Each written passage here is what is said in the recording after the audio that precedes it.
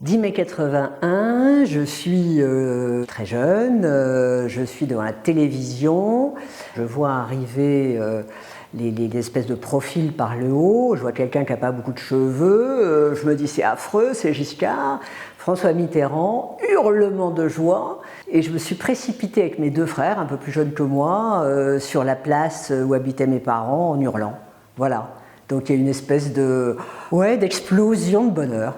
Mes grands-parents paternels sont nivernais, étaient nivernais, et mon grand-père paternel était adjoint au maire d'une commune de 35 habitants, qui s'appelle Saint-Didier. Et dans la famille très républicaine, quand on avait dit le François, on avait tout dit.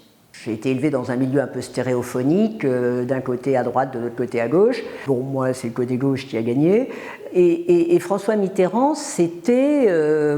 François Mitterrand, c'était François Mitterrand. Et le François Mitterrand de la Nièvre, il y avait tout ce qu'il représentait d'ancrage, de force, de motivation. Et donc, moi, ma conscience politique, oui, c'est éveillée dans le mitterrandisme, je dirais.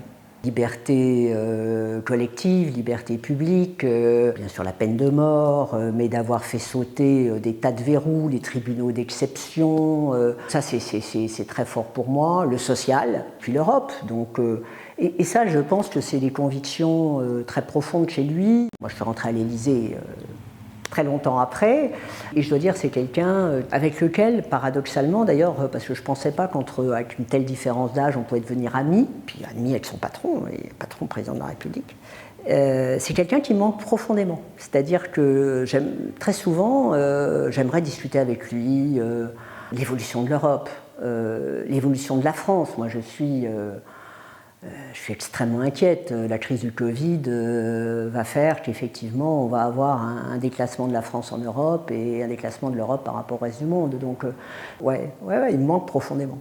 Je travaille beaucoup sur François Mitterrand puisqu'il m'a fait promettre d'écrire sur lui.